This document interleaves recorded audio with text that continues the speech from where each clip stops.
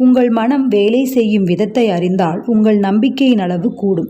ஒரு எண்ணத்தை உங்கள் ஆழ் மனது ஏற்றுக்கொண்ட உடனே அதை நடைமுறைப்படுத்த துவங்குகிறது.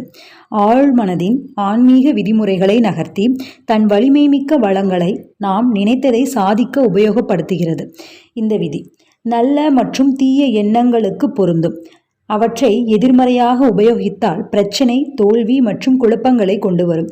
அதை ஆக்கப்பூர்வமாக உபயோகித்தால் அது சுதந்திரம் மற்றும் மன அமைதியை தந்து வழிநடத்தும். உங்கள் எண்ணங்கள் ஆக்கப்பூர்வமானதாகவும் நேர்மறையானதாகவும் அன்பானதாகவும் இருந்தால் சரியான விடை கிடைப்பதை தவிர்க்க முடியாது.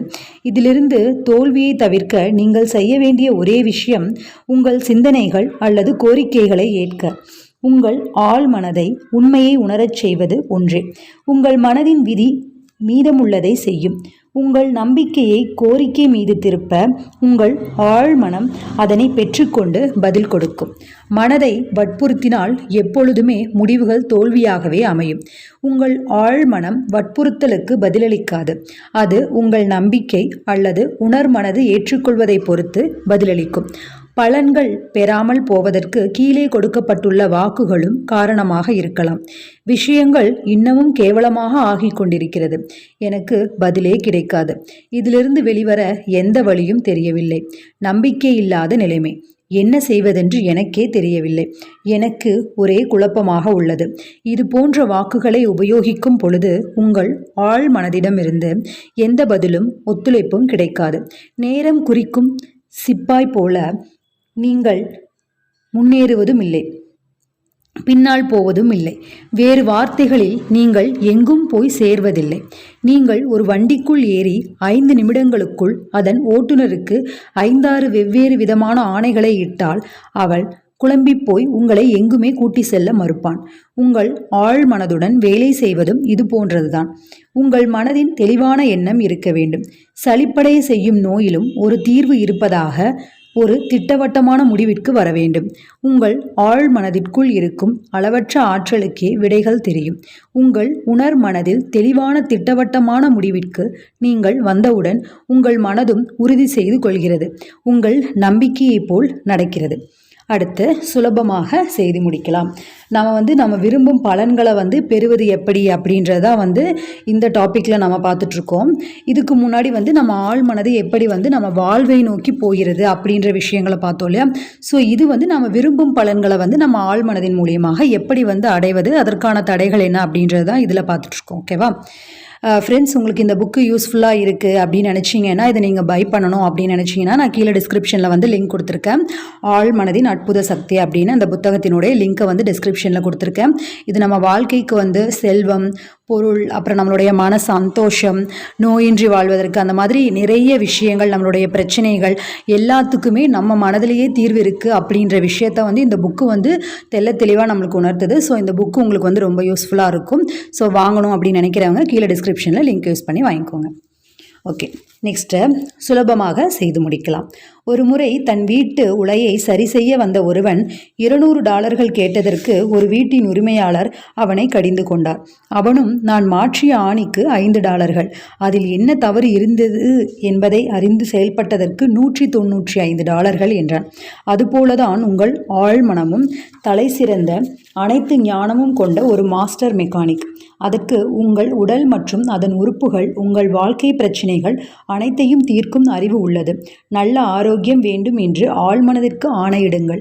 ஆழ்மனது அதை செயல்படுத்தும். ஆனால் நீங்கள் இதை கூறிவிட்டு பதட்டம் எதுவும் இல்லாமல் ஓய்வாக இருக்க வேண்டும். சுலபமாக செய்து காட்டும். எப்படி நடக்கும் என்ற விளக்கங்களுக்கு செல்லாதீர்கள். முடிவாக என்ன தேவையோ, வேண்டுமோ, விருப்பமோ அதை மட்டும் தெரிந்து கொள்ளுங்கள். உங்கள் பிரச்சனைக்கான நல்ல மகிழ்ச்சியான தீர்வை உணருங்கள். அது ஆரோக்கியமாக இருந்தாலும் சரி, பணமாக இருந்தாலும் சரி, வேலைவாய்ப்பை பற்றியதாக இருந்தாலும் சரி. மோசமான நோயிலிருந்து குணமடைந்த பின்னர் எப்படி உணர்ந்தீர்கள் என்று மட்டும் நினைவுபடுத்தி கொள்ளுங்கள். உங்கள் ஆழ் மனதின் வெளிப்பாட்டின் உரைக்கல் உங்கள் உணர்ச்சிதான் என்பதை மனதில் நிறுத்தி கொள்ளுங்கள். உங்கள் புது எண்ணம் முடிவடைந்தது போல் வருங்காலத்தில் இல்லாமல் தற்பொழுது நடந்து கொண்டிருப்பதாய் உணருங்கள். ப்ரெசண்டில் ஃபீல் பண்ணுங்க அப்படின்றாங்க. ஓகேவா. அடுத்த எதிரியை ஊகிக்காதீர்கள். கற்பனை திறனை உபயோகியுங்கள், மனதின் திடத்தை அல்ல. உங்கள் ஆழ் மனதை உபயோகிப்பதில் நீங்கள் எதிரியை ஊகிப்பதில்லை, மனோதிடத்தை உபயோகிப்பதில்லை, முடிவையும் சுதந்திரத்தையும் கற்பனை செய்கிறீர்கள். உங்கள் பகுத்தறிவு குறுக்கிடுவதை பார்ப்பீர்கள். ஆனால் அற்புதங்கள் நடக்கும் என்ற நம்பிக்கையில் குழந்தை போல் விடாப்பிடியாக இருங்கள். குறையோ நோயோ இல்லாமல் உங்களை நீங்கள் படமாக்கிக் கொள்ளுங்கள். நீங்கள் மிகவும் ஆசைப்படும் அந்த சுதந்திர உணர்வை கற்பனை செய்யுங்கள். குழப்பங்கள் மற்றும் சிகப்பு நாடாக்களை இந்த செயல்முறையிலிருந்து நீக்கிவிடுங்கள். எளிமையான வழியே சிறந்தது. இந்த விஷயங்களை சொல்கிறாங்க. பட் நம்மளுக்கு இது ப்ராக்டிஸ் பண்ணும்போது ரொம்பவுமே நம்ம லைஃப்பில் இந்த விஷயங்களை கொண்டு வரணும் அப்படிங்கும்போது ரொம்பவுமே ஆல்ரெடி நெகட்டிவாகவே நிறைய திங்க் பண்ணுவோம் அப்படின்றவங்களுக்கு இது ரொம்பவுமே கஷ்டம்தான். பட் அதை முயற்சி பண்ணி அந்த பலனை நம்ம எல்லாருமே அடையணும் அப்படின்ற நான் கடவுள்கிட்ட ப்ரே பண்ணிக்கிறேன். ஐ ஹோப் நானும் ஒரு சில விஷயங்களுக்காக இந்த ஆழ்மனதின் அற்புத சக்தியை நான் ப்ரே பண்ணிகிட்டே இருக்கேன். மேனிஃபெஸ்ட்னு சொல்லுவாங்களே, ஸோ அந்த மாதிரி நிறைய விஷயங்களை பண்ணிகிட்டே தான் இருக்கேன். உங்களுக்கும் உங்கள் லைஃபுக்கு தேவையான விஷயங்களெல்லாம் நீங்களும் அந்த மாதிரி மேனிஃபெஸ்ட் பண்ணுங்கள். அந்த விஷயங்களெல்லாம் நீங்களும் கூடிய சீக்கிரம் அடைவீங்க அப்படின்னு நானும் நம்புகிறேன். ஓகே, அடுத்து கட்டுக்கோப்பாக கொண்டு செல்லப்படும் கற்பனை எப்படி அற்புதங்கள் புரிகிறது. உங்கள் ஆழ் மனதிலிருந்து பதிலை வரவழைக்க அற்புதமான வழி ஒழுக்கமான அல்லது விஞ்ஞானபூர்வமான கற்பனையே. முன்பு சுட்டிக்காட்டியதை போல் உங்கள் ஆழ் மனதே உங்கள் உடலை வளர்த்து அதன் முக்கிய பணிகள் அனைத்தையும் நிறைவேற்றுகிறது. பைபிள் கூறுகிறது, நீங்கள் நம்பிக்கையுடன் எது ஒன்றை பிரார்த்தனையில் கேட்கிறீர்களோ அதை நீங்கள் பெறுவீர்கள். நீங்கள் நம்பிக்கையுடன் எது ஒன்றை பிரார்த்தனையில் கேட்கிறீர்களோ அதை நீங்கள் பெறுவீர்கள். ஓகேவா? நம்பிக்கை என்பது ஒன்றை உண்மை என்று ஏற்றுக்கொள்வது அல்லது அந்த நிலையில் வாழ்வது. அதே மனப்பான்மையில் வெகு காலம் நீடித்தால் உங்கள் பிரார்த்தனைக்கு விடை கிடைத்ததற்கான மகிழ்ச்சியையும் அனுபவிப்பீர்கள். அடுத்த பிரார்த்தனையில் வெற்றிக்கான 3 படிகள். ஓகேவா? நம்ம பிரார்த்தனையில் வெற்றி பெறுவதற்கான நமக்கு என்ன ஒரு விஷ் இருக்கோ அதை வெற்றி பெறுவதற்கு ஒரு 3 வழிகள் சொல்கிறாங்க. வழக்கமான செயல்முறை கீழ்வருமாறு. பிரச்சனையை ஒரு முறை பாருங்கள். ஆழ் மனது மட்டுமே அறிந்த தீர்வின் பக்கம் திரும்புங்கள். அது நடந்துவிட்டதாக ஆழ்மன தீர்மானத்திற்கு ஓய்விடுங்கள். குணமடைந்தால் நன்றாக இருக்கும் என்று நினைக்கிறேன். அப்படி நடக்கும் என்று நம்புகிறேன் என்றெல்லாம் சொல்லி உங்கள் பிரார்த்தனையை வலுவற்றதாக ஆக்காதீர்கள். செய்யப்பட வேண்டிய வேலையை பற்றிய உணர்வே உங்கள் முதலாளி. நல்லிணக்கம் உங்களுடையது, ஆரோக்கியம் உங்களுடையது என்று அறிந்து கொள்ளுங்கள். ஆழ்மனதின் அளவற்ற குணப்படுத்தும் ஆற்றலின் வாகனமாகி புத்தி கூர்மையுடன் திகழுங்கள். ஆரோக்கியத்தை பற்றிய உங்கள் எண்ணத்தை உங்கள் ஆழ்மனதிற்கு கொடுங்கள். நடக்கும் என்ற உறுதி ஏற்படுகிற வகையில் பின்னர் ஓய்விடுங்கள். அதிலிருந்து உங்கள் கைகளை நீக்கிவிடுங்கள். அந்த நிலைமையை பார்த்து சொல்லுங்கள், இதுவும் கடந்து போகும். ஓய்வாக இருப்பதன் மூலம் உங்கள் ஆழ் மனதிற்கு இயக்க ஆற்றல் கொடுத்து அதை பொருட்தன்மைக்கு கொண்டு வருகிறது. அடுத்த பகுதி என்ன எப்போவுமே சொல்கிறாங்க அப்படின்னா, எப்போவுமே நம்மளுக்கு என்ன பிரச்சனையோ அதை என்ன விஷயம் நம்மளுக்கு நிறைவேறணும் அப்படின்னு நினைக்கிறோமோ அதை நினைங்க. அந்த விஷயத்துக்கான அது நடந்த மாதிரியே வாழுங்க. ப்ரெசண்ட்டில் அதை உணருங்க. அந்த விஷயம் நடந்ததுக்கப்புறம் நம்ம லைஃப் எப்படி இருக்கும் அப்படின்ற மாதிரியான ஒரு நிலைமையிலே இருங்க அப்படின்றாங்க. அதை விடாமல் நேர்மறையாக பிரார்த்திச்சுட்டே இருங்க அப்படின்னும் சொல்கிறாங்க. அடுத்தது எதிர்விளைவு சட்டம். பிரார்த்தனைக்கு எதிர்மறையாக விளைவுகள் உண்டாவது ஏன்? 40 வருடங்களுக்கு முன் அமெரிக்கா வந்த பிரான்ஸ் நாட்டு மனோதத்துவ நிபுணர் எதிர்வினை சட்டத்தை பின்வருமாறு விளக்கியுள்ளார். உங்கள் ஆசைகளும் உங்கள் கற்பனைக்கிடையிலும் முரண்பாடு இருக்கும் பொழுது கற்பனையே லாபமடைகிறது. உதாரணத்திற்கு, உங்களை தரையில் ஒரு பலகையில் நடக்கச் சொன்னால் கேள்வி கேட்காமல் செய்வீர்கள். இப்பொழுது அதே பலகையை தரையில் இருந்து 20 அடி மேல் 2 சுவர்களுக்கு நடுவில் காற்றில் வைக்கப்பட்டிருந்தால் நீங்கள் அதில் நடப்பீர்களா? அதில் நடக்க வேண்டும் என்ற உங்கள் விருப்பத்தை உங்கள் கற்பனை கீழே விழுந்து விடுவோம் என்ற அச்சத்தில் எதிர்வினையாக்கி அதை நடைபெறாமல் செய்துவிடும். நம்ம நிறையா அந்த இதிலெல்லாம் சைனா அந்த இதிலெல்லாம் நம்ம பார்க்குறோம் இல்லையா? நடுவில் அந்த கிளாஸ் இது மாதிரி இருக்கும். கீழே பார்த்தா நம்ம அப்படியே கீழே விழுகிற மாதிரி நம்மளுக்கு அந்த உணர்வு வரும். நம்ம சும்மா பார்க்கும்போதே நம்மளுக்கு அப்படி தோணும். அந்த மாதிரி விஷயத்தை தான் சொல்கிறாங்க. மனதின் முயற்சி தானாகவே தோற்கடிக்கப்பட்டு ஆசைப்பட்டதற்கு மாறான விஷயத்தையே எப்பொழுதும் நடக்கச் செய்யும். முடியாது, வலிமை இல்லை என்ற எண்ணங்கள் உங்கள் ஆழ் மனதின் ஆதிக்கம் செலுத்தும். ஆதிக்கம் செய்யும் எண்ணமே ஆழ் மனதை கட்டுப்படுத்தும். 2 முரண்பாடான கருத்துக்களில் உங்கள் ஆழ் மனது பலமான கருத்தினையே ஏற்றுக்கொள்ளும்.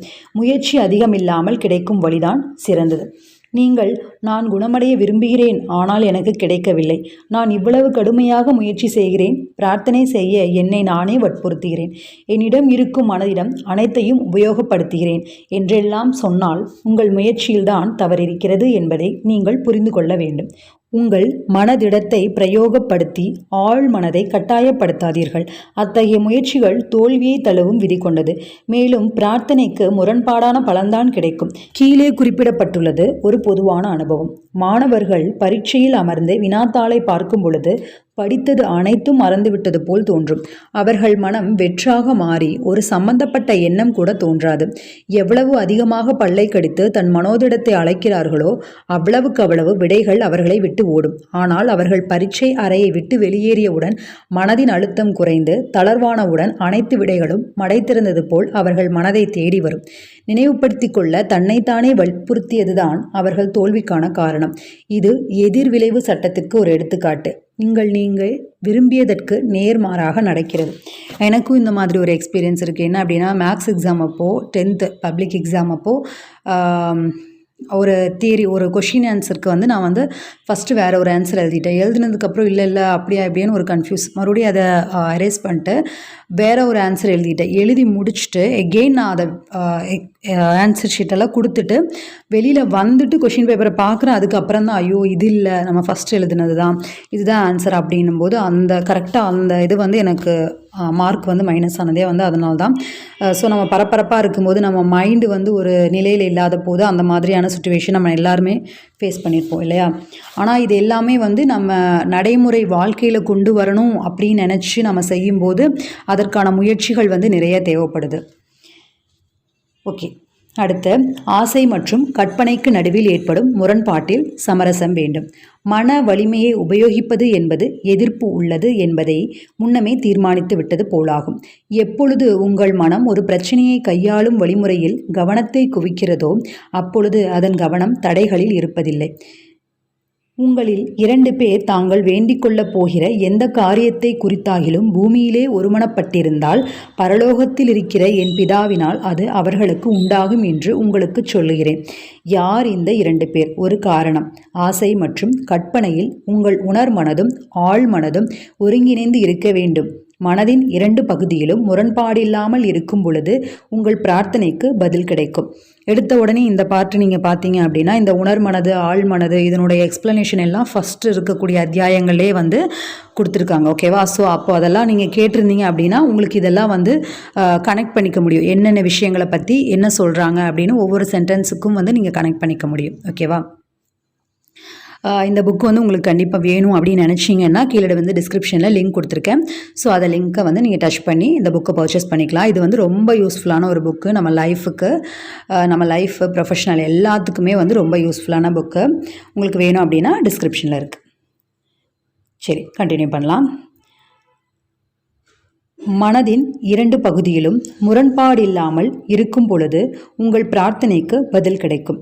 ஒப்புதல் அளிக்கும் 2 நீங்கள் மற்றும் உங்கள் விருப்பமாக இருக்கலாம், உங்கள் சிந்தனை மற்றும் உங்கள் உணர்வாக இருக்கலாம், உங்கள் கருத்து மற்றும் உங்கள் உணர்ச்சியாக இருக்கலாம், உங்கள் ஆசை மற்றும் உங்கள் கற்பனையாக இருக்கலாம். உங்கள் ஆசைகள் மற்றும் கற்பனைக்கு நடுவில் முரண்பாடு ஏற்படாமல் இருக்க ஒரு தூக்க மயக்க நிலையை அடைவது அவசியம். அதில் முயற்சியின் தேவை மிக குறைவு. பெரும்பாலான உணர்மனது தூக்கத்தில் இருக்கிறது. உங்கள் ஆழ் மனதிற்குள் ஆலோசனைகள் விதைக்க நல்ல சமயம் தூங்குவதற்கு முன்னர்தான். இது ஏனென்றால் ஆழ்மனது தலை தூக்குவது இந்த சமயத்திலும் தூங்கி எழுந்த உடனும்தான். உங்கள் ஆசைகளை சமன்படுத்தி உங்கள் ஆழ்மனது அவற்றை ஏற்றுக்கொள்ளாமல் தடை செய்யும் எதிர்மறையான எண்ணங்கள் அந்த நேரத்தில் இருக்காது. ஆசை நிறைவேறிவிட்டது போன்ற உணர்வை உண்மை என்று கற்பனை செய்து சாதித்ததனால் வரும் சுகத்தை உணரும் பொழுது ஆழ்மனது அந்த ஆசையை நிறைவேற்றும். பெரும்பாலான சான்றோர்கள் தங்கள் குழப்பங்களையும் தடுமாற்றங்களையும் சிக்கல்களையும் பிரச்சனைகளையும் தங்களின் கட்டுப்பாட்டில் உள்ள இயக்கம் மற்றும் ஒழுங்குபடுத்தப்பட்ட கற்பனை மூலம் தீர்க்கின்றனர். அவர்கள் எதை உண்மை என்று கற்பனை செய்து உணர்கிறார்களோ அது அவர்களால் செயல்படுத்தப்படுகிறது.